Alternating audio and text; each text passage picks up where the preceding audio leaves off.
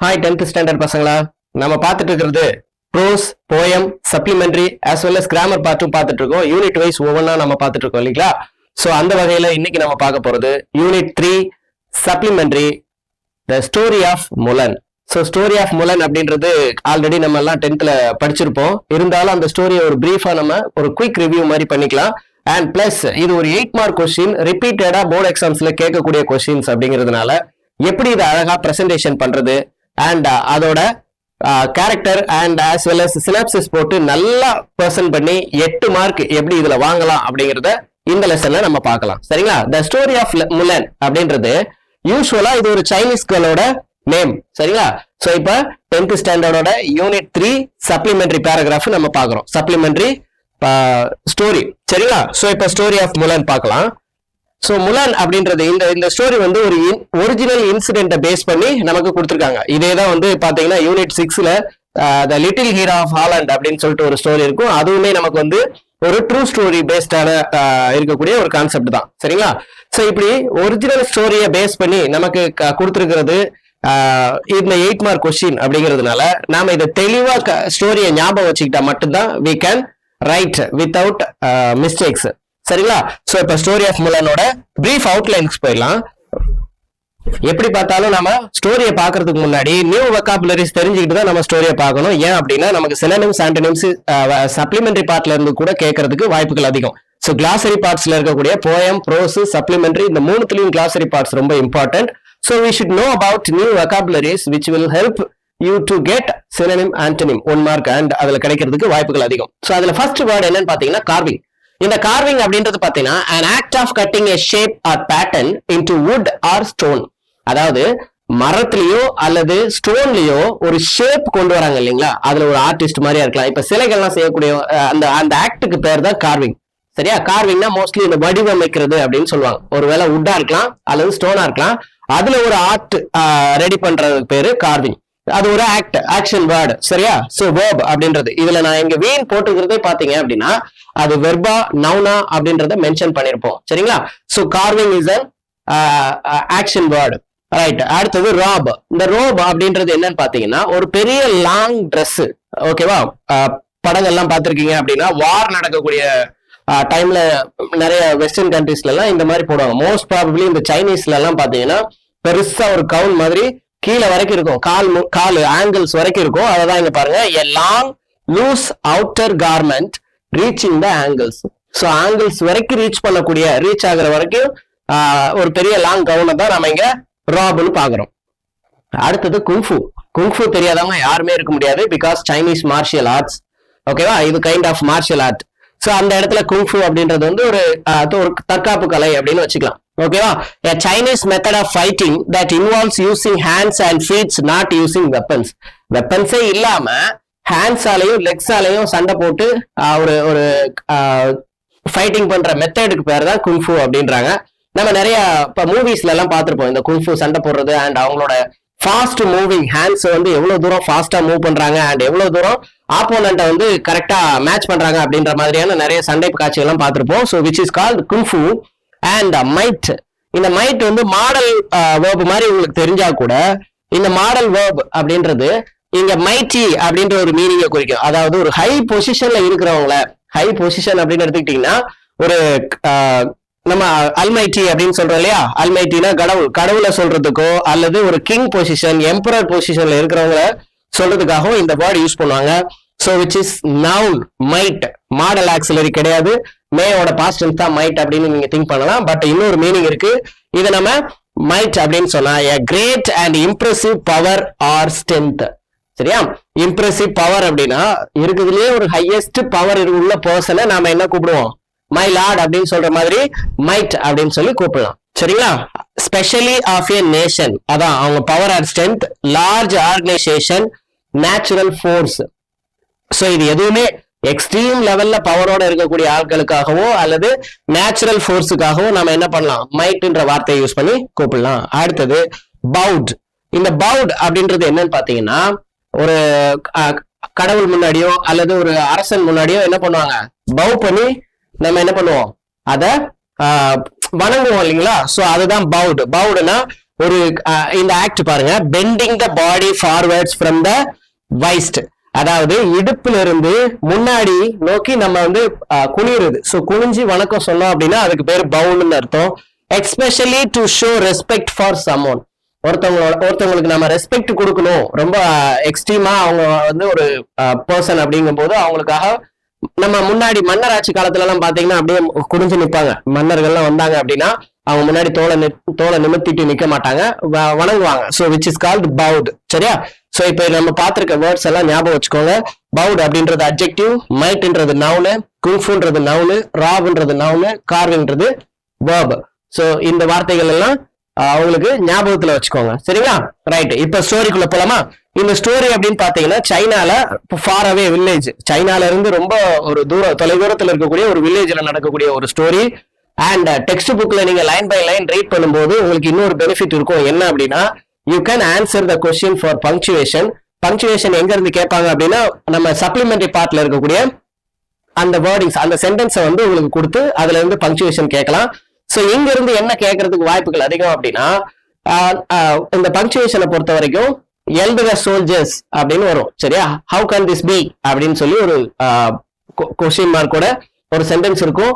அதையும் நீங்க மார்க் பண்ணி வச்சுட்டு உங்களுக்கு பங்க்சுவேஷன்ல ஆன்சர் பண்றதுக்கு ஈஸியா இருக்கும். அந்த பங்க்சுவேஷன்லாம் வந்து நீங்க அதுல கரெக்டா ஞாபகத்துல வச்சுட்டு இருந்தீங்க அப்படின்னா யூ கேன் கெட் 2 மார்க்ஸ். சரியா? கிராமர் பார்ட்ல ஒருவேளை காம்ப்ளிகேட்டா வந்துருச்சு, கிராமர் உங்களால அட்டன் பண்ண முடியல அப்படின்னா you can go for punctuation and jumble words பார்த்திருக்கோம் இல்லைங்களா? சோ அந்த பங்க்சுவேஷன் எங்க இருந்து வரும் அப்படின்னு பாத்தீங்கன்னா சப்ளிமெண்டரி பார்ட்ல இருந்து வரும். அதனால டெக்ஸ்ட் புக் எப்பவுமே நாம ரொம்ப தெளிவா ரீட் பண்ணி வச்சுக்கணும். சப்ளிமெண்டரியை பொறுத்த வரைக்கும் இப்ப நம்ம பிரீஃபா பாக்குறோம் அப்படின்னா அதை தாண்டி எலாபரேட்டா நம்ம டெக்ஸ்ட் புக்ல என்ன இருக்கு அப்படின்றத ஒரு தடவை ரீட் பண்ணி பார்க்கும்போது you will get the content clarity. Content clarity உங்களுக்கு இருந்தது அப்படின்னா you can write the paragraph without any hesitation and any mistakes. சரிங்களா? அதுதான் உங்களுக்கு நல்லா ஹெல்ப் பண்ணும்.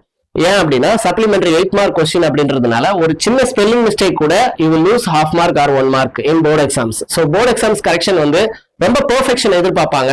ஸோ அப்போதான் நம்மளால ஒரு 95+ மார்க் எடுக்கணும் அப்படின்னா you must know about the content. என்ன கண்டென்ட் இருக்கு, அந்த இடத்துல என்ன சென்டென்ஸ் கொடுத்துருக்காங்க அப்படின்றத தெளிவா தெரிஞ்சு வச்சுக்கணும் அப்படின்னா you must go for text book reading. அடுத்தது பாருங்க, இப்போ brief outline of the story. So இப்போ இந்த brief outline of the story அப்படின்னு பார்த்துட்டோம்னா எங்க ஸ்டார்ட் ஆகுது அப்படின்னு பாருங்க. The story is about Mulan. Mulan அப்படின்றவங்க தான் இந்த ஸ்டோரியோட மெயின் ஹீரோ. சரிங்களா? Heroine. And yes, teenage girl who saved China. இந்த ஸ்டோரி யாரை பத்தி? முலன் அப்படின்ற ஒரு டீனேஜ் கேர்ள் எப்படி சைனாவே சேவ் பண்ணாங்க. சைனான்றது ஒரு பெரிய நாடு இல்லைங்களா? ஸோ சைனாவே வந்து எப்படி அவங்களோட பிரேவ்னஸ்னால அண்ட் அவங்களோட கரெக்டா அந்த ப்ரூடன்ஸ் விஸ்டம்னால எப்படி அவங்க வந்து வின் பண்ணாங்க, சேவ் பண்ணாங்க அப்படிங்கிறது தான் இங்க நம்ம பார்க்கக்கூடிய ஸ்டோரி. சரியா? சோ ஸ்டோரிக்குள்ள போயெல்லாம் பாருங்க. when there was a war in China, சைனால வந்து வார் நடந்துட்டு இருக்கு. அப்போ எம்பரர் என்ன பண்றாரு அப்படின்னு பாத்தீங்கன்னா, announced that one man from each family should leave their family and join the army. so most probably முன்னாடினா நம்ம மன்னர் ஆட்சி காலத்துல எல்லாம் எடுத்துக்கிட்டீங்க அப்படின்னா ஒரு 500 பிரிட்டிஷ் ஆட்சிக்கு முன்னாடி இருக்கக்கூடிய காலகட்டத்துல திடீர்னு ஒரு எமர்ஜென்சி வந்துருச்சு அப்படின்னா நம்ம நாடுகள்ல கூட அது நடந்திருக்கு. எம்பரர்ஸ் அல்லது கிங்ஸ் எல்லாம் என்ன பண்ணுவாங்க அப்படின்னா வீட்டுல இருந்து ஒவ்வொரு ஆண்மகன் வந்து ஆர்மில ஜாயின் பண்ணி அந்த வாரம் வந்து கலந்துக்கணும் அண்ட் அது வந்து ஹெல்ப்ஃபுல்லா இருக்கும் அப்படின்னு சொல்லி அனௌன்ஸ் பண்ணுவாங்க. அப்படி வந்து எம்பரர் என்ன பண்றாரு? எம்பரர் அப்படின்றது யாருன்னு பாத்தீங்கன்னா அந்த ஹோல் எம்பையரையும் ரூல் பண்ணக்கூடிய ஒரு சுப்ரீம் பவர் கொண்ட ஒரு ஆள் இல்லையா? சோ அப்ப அவர் என்ன சொல்றாரு அப்படின்னா, நீங்க கண்டிப்பா உங்களோட வீட்டை விட்டு, அதாவது each one man from each family, ஒவ்வொரு ஃபேமிலியில இருந்து ஒரு மேன் என்ன பண்ணணும், அவங்க ஃபேமிலியை விட்டுட்டு ஆர்மில வந்து ஜாயின் பண்ணணும் அப்படின்னு சொல்றாரு. Mulan trust herself as a man and joined the army. Mulan அடுத்து என்ன பண்றா அப்படின்னா இந்த நியூஸை கேட்கிறா. நம்ம டெக்ஸ்ட் புக்ல இருக்க ஸ்டோரியும் அப்படியே லைன் பை லைன் பார்த்தாதான் இட் வில் ஹெல்ப் யூ. சரியா? கண்டென்ட் நீங்க ஞாபகம் வச்சுக்கிறதுக்கு கண்டிப்பா ஹெல்ப்ஃபுல்லா இருக்கும். இப்போ என்ன நடக்குது அப்படின்னு பாத்தீங்கன்னா, இந்த அனௌன்ஸ்மெண்ட்டை வந்து யாரு கேட்கிறா? வெளியில வந்து ட்ரெஸ் வாஷ் பண்ணிட்டு இருக்கா முலன். சோ அவங்க வந்து கேட்கறாங்க. முலன் கேட்ட உடனே நேரா வீட்டுக்குள்ள ஓடி போறாங்க. அங்க அவரோட வயசான அப்பா இருக்கிறாரு அண்ட் அவளுக்கு ஒரு தம்பி இருக்கிறான். அவன் வந்து ரொம்ப சின்ன பையனா இருக்கிறான். சோ அப்ப வயசான அப்பா கிட்ட போயிட்டு, அப்பா நியூஸ் கேள்விப்பட்டீங்களா, எம்பரரோட நியூஸ் கேள்விப்பட்டீங்களா அப்படின்னு சொல்லிட்டு கேட்கிறா. உடனே எம்பரர் என்ன சொல்றாரு அப்படின்னா, எம்பரரோட நியூஸ் கேள்விப்பட்டீங்களான்னு அப்பா கிட்ட கேட்கிறாரு. உடனே அப்பா என்ன சொல்றாரு, ஆமா நான் டவுனுக்கு போயிருந்த போது அந்த நியூஸை கேள்விப்பட்டேன் அப்படின்னு சொல்லி சோகமா இருக்கிறார். ஓகேவா? அண்ட் உடனே என்ன பண்றா அப்படின்னா, முலன் என்ன சொல்றா, நீங்களே உங்களுக்கே ரொம்ப வயசாயிடுச்சு அண்ட் தம்பியும் ரொம்ப சின்ன பையன், நம்மளால இந்த ஃபேமிலியில இருந்து யாருமே அந்த வார்ல போய் ஜாயின் பண்ண முடியாது அப்படின்னு சொல்லி அவங்க அப்பா வந்து வருத்தப்படுறாரு. நான் தான் போகணும் அப்படின்னு சொல்றாரு. சோ அவங்க அப்பா வந்து என்ன சொல்றாரு முலன் கிட்ட, தம்பி ரொம்ப சின்ன பையன், எனக்கும் வயசாயிடுச்சு, பட் வேற வழி இல்ல, ஐ ஹாவ் டு கோ அப்படின்னு சொல்லி சொல்றாரு. நான் வந்து அந்த ஆர்மில போய் ஜாயின் பண்ணணும் அப்படின்னு சொல்லி கிளம்ப ரெடி ஆகுறாரு. உடனே முலன் என்ன பண்றா, அப்பா நீங்க போக வேண்டாம், உட்காருங்க அப்படின்னு சொல்லி சொல்றான். சோ ஏன் அப்படின்னு சொன்னா, இவன் வந்து ஒரு பொண்ணு. சோ அப்ப அவர் என்ன சொல்லியிருக்காரு, எம்பரர் வந்து ஒன் மேன், ஒரு ஜென்னு தான் வரணும். ஏன்னா அந்த காலத்துல போருக்கு போறது வந்து லேடிஸ் போக மாட்டாங்க. ஓகேவா? சோ இப்பதான் நம்ம ஆர்மில எல்லாம் நேவில எல்லாத்துலயுமே லேடிஸ் வந்து வந்துட்டாங்க. சோ ரொம்ப வேர்ல்டு வைடு பாத்தீங்கன்னா அவங்க ரொம்ப ரொம்ப பெரிய பெரிய பொசிஷன்ல இருக்கிறாங்க. அது இப்போ மாடர்ன் வேர்ல்டு. அண்ட் ப்ரீவியஸா இருந்த மன்னராட்சி காலத்துல எல்லாம் வந்து அவங்க பெர்மிட் கிடையாது, ஆர்மில ஜாயின் பண்றதுக்கெல்லாம் பெர்மிட் கிடையாது. சோ அப்படி இருக்கும்போது அவங்க முலன் என்ன சொல்றா அப்படின்னா, நான் போறேன் உங்களுக்கு பதிலா அப்படின்னு சொல்லி சொல்றான். சோ அந்த இடத்துல என்ன சொல்றாரு அவங்க அப்பா அப்படின்னா, her father refused her to go army because if they find out she was a woman she knew that she would die. உடனே என்ன அப்படின்னா, அவங்க அப்பா என்ன சொல்றாரு, நீ ஒரு பொண்ணுன்றது தெரிஞ்சுட்டு அப்படின்னா அந்த இடத்துலயே உன்னை கொன்னுடுவாங்க, சோ அதனால நீ போக வேண்டாம் அப்படின்னு சொல்லி ரெஃப்யூஸ் பண்றாரு. ஆனா அவளுக்கு தெரியும் she knew she would die. உடனே என்ன, அந்த மாதிரி நடந்தா கண்டுபிடிச்சிட்டா என்ன நடக்கும், கண்டிப்பா நம்மள கொன்னுடுவாங்க அப்படின்றது அவளுக்கும் தெரியும். பிகாஸ் அந்த டைம் இருந்த ஸ்ட்ரிக்ட் ரூல்ஸ் அப்படி. ஏன்னா எம்பரரே ஏமாத்தி, எம்பையரை ஏமாத்தி, ஏன்னா அந்த இடங்கள்ல வந்து மோஸ்ட்லி வார் ஃபீல்டுக்கு வந்து யாரும் அலௌடு கிடையாது, விமனோ குழந்தைங்களோ அலௌடு கிடையாது. சரிங்களா? சோ அப்படிப்பட்ட சிச்சுவேஷன்ல இருக்கு. உடனே அவ வந்து அவங்க அப்பா கிட்ட சொல்றா, நான் வந்து போறேன் அப்படின்னு சொல்லி சொல்றா. அதுக்கு அடுத்து என்ன நடக்குதுன்னு பாருங்க. And but she picked up her sword. So அந்த இடத்துல அதுக்கு முன்னாடியே என்ன நடக்கும், அவங்க அப்பா வேணான்னு சொன்ன உடனே நேரம் உள்ள போயிட்டு அவங்க அப்பாவுக்கு ஒரு டீ எடுத்துட்டு வந்து கொடுத்து, இங்க உட்காருங்கப்பா அப்படின்னு சொல்லிட்டு நேரம் ரூமுக்குள்ள போயிட்டு அண்ட் ஷி கட் ஹர் ஹேரை வந்து என்ன பண்றா அப்படின்னா ஃபுல்லா கட் பண்ணிடுறா. அதாவது பெரிய லாங் ஹேரை வந்து ஷார்ட்டா கட் பண்ணிட்டு அவங்க அப்பாவோட ராப் அந்த ட்ரெஸ் எடுத்து போட்டு வாரியர் மாதிரி ரெடி ஆகிட்டு வெளியில வரா. வெளியில வந்த உடனே அவங்க அப்பா கிட்ட பாய் சொல்லிட்டு, but she picked up her sword and climbed. உடனே என்ன, அவனோட வாளை எடுத்துட்டு அண்ட் ஃபேமிலி ஹார்ஸ் அங்க இருந்த குதிரையில ஏறி போயிடுறா. She went to join the emperors army. இப்ப என்ன பண்றா அப்படின்னா, அவ பொண்ணா போகல, பையன் மாதிரி வேஷம் போட்டிருக்கா. ஏன்னா அங்க ஆர்மில வந்து என்ன பண்ணுவோம், மோஸ்ட்லி மேல கவச உடைகள்லாம் போட்டிருக்கோம். சோ சண்டை போடும்போது யாராலையும் கண்டுபிடிக்க முடியாது. சோ அப்படி ஃபுல்லா ஹேரை வந்து கட் பண்ணிட்டதுனால அவ பாக்குறதுக்கு எப்படி இருக்கா, பையன் மாதிரியே இருக்கா. அண்ட் எம்பரர் ஆர்மில போயிட்டு ஜாயின் பண்ண போறான். சோ இங்க நம்ம இந்த army she proved to be a brave soldier. she became the general of the entire army. இது எப்படி நடக்குது பாருங்க. அவங்க அப்படியே போயிட்டு ஆர்மில சேர்ந்து ஃபைட் பண்றாங்க. அப்படி ஃபைட் பண்ணும்போது அவங்களோட நல்ல ஒரு பிரேவ்னஸ்னால என்ன பண்றாங்க, மொத்த ஆர்மிக்கே சீஃப் ஆயிடுறாங்க. சரிங்களா? சின்ன ஒரு ஃபர்ஸ்ட் என்ன பண்றாங்க அப்படின்னா, கொஞ்ச நாள்ல அவன் நல்லா சண்டை போடுறா அப்படின்றதுனால ஒரு டீமுக்கு அவளை லீடர் ஆக்குறாங்க. அப்புறமா ஒரு குரூப் ஆஃப் சோல்ஜருக்கு லீடர் ஆக்குறாங்க. தென் என்டையர் ஆர்மிக்கே என்ன பண்ணிடுறாங்க, ஜெனரலா வந்துடுறாங்க, general of entire army. So ஏன் அப்படின்னா அவங்களோட பிரேவ்னஸ் அண்ட் ஆக்டிவா அந்த சண்டை போட்டது இது எல்லாமே வந்து அவங்கள அந்த டீமை வந்து வழி நடத்துறது எல்லா குவாலிட்டியும் அவங்களுக்கு இருக்கு அப்படின்றா. சோ அப்ப ஷி ப்ரூவ்ட் என்ன பண்ணாங்க, அவங்களோட சண்டையோட திறமையினால ஷி ப்ரூவ்ட், அதனால என்ன பண்ணிட்டாங்க, general of the entire army, மொத்த ஆர்மிக்கும் ஜெனரல் ஆயிடுறாங்க. அடுத்தது, not long after that a very bad fever swept through the army. இப்ப என்ன நடக்குது அப்படின்னு பாத்தீங்கன்னா, ஆர்மிக்கு ஜெனரல் ஆயிட்டாங்க. சோ அந்த வார் வந்து ரொம்ப நடந்துட்டு இருக்கு. ஏன்னா முன்னாடி வெஸ்டர்ன் கண்ட்ரீஸ்லயோ இல்ல நம்ம நாட்டிலயோ வந்து வார் வந்து ஒரே நாள்ல முடிஞ்சிடாது. சரிங்களா? அது ரொம்ப நாளைக்கு நடக்கும். ஏன் கிட்டத்தட்ட 100 year வார் எல்லாம் இருக்கு. சரிங்களா? 100 year வார் 5 வருஷம் 10 வருஷம் 20 வருஷம் 30 வருஷம் நடந்த வார் எல்லாம் இருக்கு. வார் ஆஃப் ட்ராய் அப்படின்னு எடுத்துக்கிட்டீங்க, அந்த இடத்துல எல்லாம் நிறைய முன்னாடி நடந்த வார் எல்லாமே வந்து ரொம்ப லாங் பீரியட்ல நடக்கும். சோ அப்படி கொஞ்சம் கொஞ்சமா நாள்ல அவங்க மொத்தமா ஜெனரல் ஆயிடுறாங்க. அதுக்கப்புறம் திடீர்னு ஒரு நாள் என்ன ஆகுது அப்படின்னா, ஒரு வெரி பேட் ஃபீவர் வந்து ஸ்ப்ரெட் ஆகுது. ஸ்வெப்ட் அப்படின்றது வந்து ஸ்ப்ரெட் ஆகுது, அதாவது ஆர்மிக்குள்ள ஸ்ப்ரெட் ஆகுது, அந்த சோல்ஜர்ஸ் எல்லாத்துக்கும் நிறைய ஸ்ப்ரெட் ஆகுது. சரிங்களா? இது வந்து எப்படி நடக்கும் அப்படின்னு பாத்தீங்கன்னா, வாருக்கு மொத்த சோல்ஜரும் அவங்களோட நேட்டிவ் லேண்ட்ல இருந்து வந்துருவாங்க. இப்ப நம்ம எடுத்துக்கிட்டோம் அப்படின்னா, அலெக்சாண்டர்னு ஒருத்தர் இருந்தார். சோ அலெக்சாண்டர் வந்து நம்ம நாட்டுக்கு போருக்கு வரும்போது போரஸ் அப்படின்ற ஒரு மன்னரை வந்து ஆப்போனன்ட் பண்ணாரு. இந்திய மன்னர் வந்து போரஸ் வந்து அலெக்சாண்டரை அப்போஸ் பண்றாரு. ஏன்னா அலெக்சாண்டர் வந்து வரக்கூடிய எல்லா வழியிலயும் இருக்கக்கூடிய நாடுகள் எல்லாத்தையும் வின் பண்ணி அவர் வந்து வந்துட்டே இருக்காரு. அண்ட் அலெக்சாண்டருக்கு இன்னொரு மிகப்பெரிய பிரச்சனை என்ன இருந்தது அப்படின்னா, இங்க உள்ள வெப்பநிலை, அதாவது இங்க உள்ள நம்ம இந்தியாவோட வெதர் கண்டிஷன்ஸ் வந்து அங்க உள்ள சோல்ஜர்ஸ்க்கு ஏத்துக்கல. அந்த மாதிரி நிறைய ப்ராப்ளம்ஸ் வரும். அதனால நிறைய மக்கள், நிறைய சோல்ஜர்ஸ் வந்து இறந்து போனாங்க. சோ அலெக்சாண்டராலே அந்த போர்ல வந்து ரொம்ப அவங்களோட வாரியர்ஸ் எல்லாத்தையும் இழந்துட்டாரு. சோ இந்த மாதிரி நிறைய வார் நடக்கும்போது வரக்கூடிய ஃபீவரா இருக்கலாம், அல்லது திடீர்னு வெள்ளம் வரலாம், இல்ல திடீர்னு புயல் வரலாம், திடீர்னு மழை வரலாம். இந்த மாதிரி எல்லாம் ஏதாவது ஒரு நேச்சுரல் கலாமிட்டிஸ் வந்ததுன்னா அந்த வாருக்கு வந்து நெகட்டிவா யாருக்கு இருக்கும் அப்படின்னா, அந்த நேட்டிவ்ல இருக்கக்கூடிய மக்களை விட அதிகமா வெளியில இருந்து வந்து சண்டை போறவங்களுக்கு தான் இருக்கும். சோ அப்படி டைம்ல என்ன ஆகுது அப்படின்னா, ஒரு பேட் ஃபீவர் வருது த்ரூ த ஆர்மி, மொத்தமா ஆர்மி முழுக்க அந்த ஃபீவர் வந்து ஸ்ப்ரெட் ஆகுது.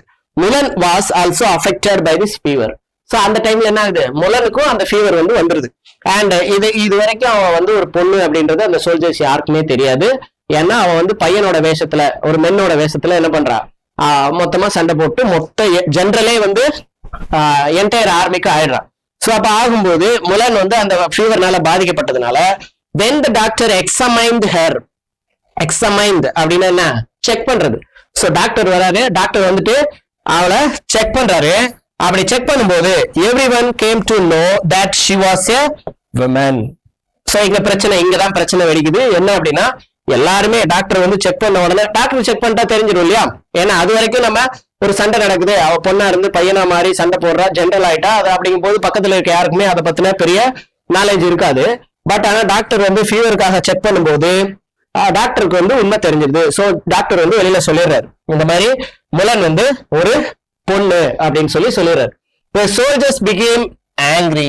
என்ன ஆகுது, அப்போ சோல்ஜர்ஸ்க்கு பயங்கர கோபம். ஏன் அப்படின்னா, ஒரு உமனுக்கு கீழே நம்ம இவ்வளவு நாள் சண்டை போட்டோமா, இவ்வளவு நாள் அவளோட சொல் பேச்சு கேட்டு நடந்தோமா அப்படின்ற மாதிரி கோபம் வருது. அண்ட் ஷவுட்டட், எதுக்காக கத்துறாங்க, she should be punished. என்ன பண்ணணும், கண்டிப்பா அவளை பனிஷ் பண்ணணும், அவளை கொன்னுடணும் அப்படின்னு சொல்லி அவங்க எல்லாம் கத்துறாங்க. சோ அந்த டைம்ல அந்த ஒரு பெரிய கமோஷன் அந்த இடத்துல நடந்துட்டு இருக்கு. சோல்ஜர்ஸ் எல்லாம், ஒரு சைட் ஆஃப் சோல்ஜர்ஸ் என்ன சொல்றாங்க அப்படின்னா, அவளை கண்டிப்பா கொல்லணும், ஏன்னா இவ்வளவு நாள் நம்மளை ஏமாத்திட்டா அப்படின்னு சொல்றா. இன்னொரு சைட் ஆஃப் சோல்ஜர்ஸ் என்ன சொல்றாங்க அப்படின்னா, அவளோட தயவுனாலதான் நம்ம இவ்வளவு போர்ல வின் பண்ணிருக்கோம், அவ கொடுத்த ஐடியாவும் அண்ட் அவ நம்மளோட சோல்ஜர்ஸ் லீட் பண்ண விதமும் நம்மள நிறைய வார்ல வின் பண்ண வச்சிருக்கு. சோ அதனால இந்த மாதிரி எல்லாம் பேசக்கூடாது அப்படின்னு சொல்லி அவங்க சொல்றாங்க. இந்த மாதிரி ரெண்டு பேத்துக்குள்ள கான்வர்சேஷன், ரெண்டு குரூப் ஆஃப் சோல்ஜர்ஸ்க்குள்ள கான்வர்சேஷன் போயிட்டு இருக்கும்போது அந்த இடத்துல ஜஸ்ட் தென், அந்த டைம் இம்மீடியட்டா சோல்ஜர் ரேன் அப், ஒரு சோல்ஜர் வந்து வேகமா ஓடி வராரு.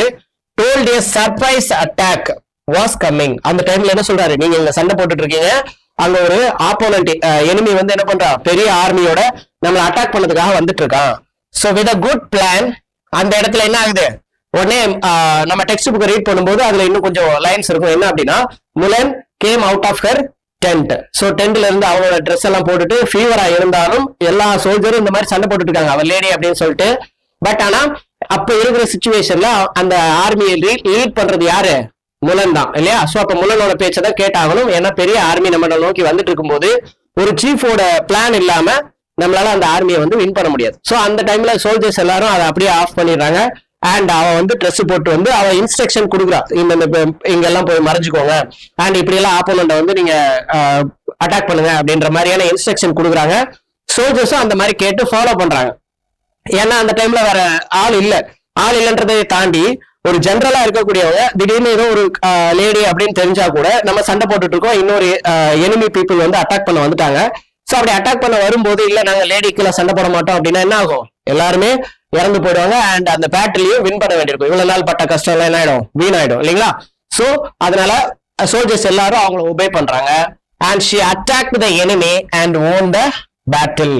சோ என்ன, அவளோட பிளான் படி, முலன் கொடுத்த இன்ஸ்ட்ரக்ஷன் அண்ட் பிளான் படி எல்லா சோல்ஜர்ஸும் ஃபாலோ பண்றாங்க. அதே மாதிரி ஃபாலோ பண்ணிட்டு அந்த பேட்டில வின் பண்றாங்க. when she saved China everyone cheered her. So இந்த இடத்துல என்ன நடக்குது, அப்போ எல்லாருமே வின் பண்ணிட்டாங்க. அவ்வளவு நாள் நடந்துட்டு இருந்த போற இவங்க கொடுத்த பிளான்னால, முலான் கொடுத்த பிளான்னால என்ன பண்ணிடுறாங்க, எல்லாரும் மறந்து போயிடுறாங்க. அவ ஒரு பொண்ணுன்றதே மறந்து போயிடுறாங்க, வின் பண்ணிடுறாங்க. சோ அப்ப when she saved China, so enemy கிட்ட இருந்து என்ன பண்ணிட்டாங்க, சைனாவை காப்பாத்திட்டாங்க. பிகாஸ் ஆஃப் முலனோட இன்ஸ்ட்ரக்ஷன்ஸ்னால. சோ அப்ப எல்லாருமே சந்தோஷமா அந்த சைனால இருக்கக்கூடிய ஆர்மி எல்லாருமே என்ன பண்றாங்க, cheered her, அவளை வந்து அப்ரிஷியேட் பண்றாங்க. the emperor was glad. இந்த நியூஸ் வந்து எம்பரருக்கு போகுது. உடனே எம்பரர் வந்து அதை நினைச்சு ரொம்ப சந்தோஷப்படுறாரு.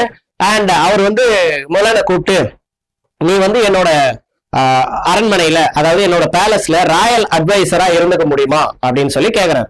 சோ ஏன் அப்படின்னா முலானோட அந்த புத்தி கூர்மை, அந்த வின் பண்ற திறமை, அவரோட பிரேவ்னஸ், எதுக்கும் பயப்படாத ஒரு தன்மை, முடிவெடுக்கிற விஷயம், இது எல்லாமே வந்து தான் அந்த பேட்டில் வந்து வின் பண்ணுச்சு அப்படின்றது எம்பரருக்கு தெரிஞ்சது. சோ அதனால அவர் கேக்குறாரு, நீ வந்து என்னோட பேலஸ்ல ராயல் அட்வைசரா இருந்துக்கோ அப்படின்னு சொல்லி கேக்குறாரு. But she refused. ஏன் அப்படின்னா அவ வந்து ஷி வாண்ட்ஸ் டு கோ, அவளோட நேட்டிவ் போகணும் அப்படின்னு விருப்பப்படுறாரு. சோ அந்த இடத்துல எம்பரர் வாஸ் கிளாட். சரியா, ரொம்ப சந்தோஷப்பட்டு அவர் கேட்கிறாரு.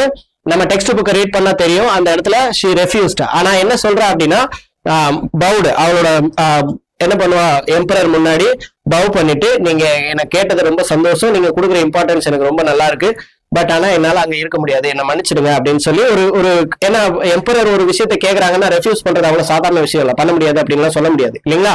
ஏன்னா எம்பரர் அப்படின்றது ஒரு supreme power of the country. So அப்ப அவர் கேட்கும்போது என்ன பண்ணணும் அப்படின்னா ரொம்ப பொலைட்டா தான் நம்மளோட விஷயங்களை எக்ஸ்பிரஸ் பண்ணணும். சோ அப்படி எக்ஸ்பிரஸ் பண்ணும்போது ஷி பவுட் ஹர் ஹெட், சோ தலையை வணங்கி, மை லார்ட், நீங்க கேட்டது எனக்கு சந்தோஷமா இருக்கு, அண்ட் என்னால இங்க இருக்க முடியாது அப்படின்னு சொல்லி கேட்ட உடனே, சரி வேற என்ன வேணும் அப்படின்னு சொல்லி அவர் கேட்கிறாரு. நான் என்னோட நேட்டிவ்க்கே நான் போகணும் அப்படின்னு சொல்லி அவர் சொல்றான். உடனே என்ன பண்றாரு, சரி ஓகே அதுக்கு உண்டான அரேஞ்ச்மெண்ட்ஸ் எல்லாம் பண்ணுங்க, அவளோட வீட்டுக்கே அவளை அனுப்பிச்சுவீங்கன்னு சொல்லிட்டு என்னென்ன கொடுக்குறாரு அப்படின்னா 6 fine horses and 6 swords. So இது எல்லாமே இப்போ பழைய காலத்துல வின் பண்ணிட்டாங்க, வார்ல வின் பண்ணிட்டு அதுல நல்லா பிரேவா செயல்பட்டவங்களுக்கு வால் பரிசா கொடுப்பாங்க. அந்த மாதிரி முலானுக்கும் என்ன பண்றாங்க அப்படின்னா 5 horses, 6 horses, நல்ல திடகாத்திரமா இருக்கக்கூடிய குதிரைகளை கொடுக்குறாரு.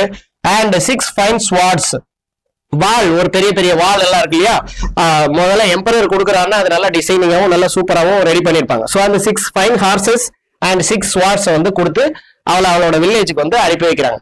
ஸோ இந்த நியூஸ் வந்து முலானாலதான் சைனா சேவ் ஆச்சு அப்படின்னு சொல்லி நியூஸ் வந்து பீப்புள் எல்லாத்துக்கும் தெரிஞ்ச உடனே அந்த முலானை வந்து எல்லாருமே என்ன பண்றாங்க, ஒரு ஹீரோயினா பாக்குறாங்க. சோ அப்ப முலான் அப்படின்றது அவங்க வந்து ஒரு இம்ப்ரெசிவான ஒரு லேடி, ஏன்னா போர்ல போயிட்டு யாருமே பண்ணாத அச்சீவ்மெண்ட்ஸ் பண்ணிருக்காங்க அப்படின்றதுனால சைனாவே வந்து ரொம்ப ஹாப்பி. அவங்களோட ஸ்டோரியை இப்போ வரைக்கும் நம்ம படிச்சுட்டு இருக்கோம் இல்லைங்களா. So original based on the story தான் நம்ம இப்ப பாத்துட்டு இருக்கோம். இந்த மாதிரி ஒரு சைனாவை சேவ் பண்றதுக்கு இந்த பொண்ணு வந்து இவ்வளவு ஹெல்ப் பண்ணிருக்காங்க அப்படிங்கிறது தான் நாம இப்ப பார்த்த ஸ்டோரி. ஸோ இந்த டெக்ஸ்ட் புக் ஒரு வாட்டி ரீட் பண்ணும்போது it will help you to understand the concept clearly. ஓகேவா, 8 மார்க் கொஸ்டின் அப்படிங்கும்போது நல்ல கண்டென்ட் கொடுத்துருக்கணும், டெப்தான கண்டென்ட். நாம இப்ப பிரீஃபா பார்த்திருக்கோம். அண்ட் ஆல்ரெடி நான் சொன்ன மாதிரி சினோனிம்ஸ் ஆண்டனிம்ஸ்க்கு நியூ வொகாபுலரி தேவைப்படும். And as well as punctuation will come from the story supplementary. சரிங்களா. ஸோ டெக்ஸ்ட் புக்கை ரீட் பண்ணி பாருங்க. டில் தென் நம்ம நெக்ஸ்ட் வீடியோல அடுத்த கான்செப்டோட பார்க்கலாம். அது கிராமரா இருக்கலாம், ப்ரோஸ், போயம், சப்ளிமெண்டரியா கூட இருக்கலாம். சரிங்களா. ஸோ இந்த 8 மார்க் கொஸ்டினை நீங்க தரோவா பிரசன்ட் பண்ணணும் அப்படின்னா டைட்டில், ஆத்தர், டீம் எழுதிக்கோங்க. அதுக்கடுத்து கேரக்டர்ஸ் என்ன இருக்கோ அதை எழுதிக்கோங்க. அதுக்கடுத்து சினாப்சிஸ் போட்டு இன்ட்ரோடக்ஷன், அவங்களோட சப் டாபிக்ஸ் எல்லாம் போட்டு நீட்டா பிரசன்ட் பண்ணீங்க without any mistakes, you will get full mark. 8 mark அப்படியே கிடைக்கும். நார்மலா நம்ம கண்டென்ட்டை மட்டும் எழுதுறதை விட அண்ட் இந்த மாதிரி பிரசன்டேஷன் நீட்னஸ் அப்படிங்கிறது will can be awarded full marks. சரிங்களா. ஸோ அதனால keep the story in your mind while you are writing the paragraph, and we will meet in the next video. Till then, thank you and have a nice day.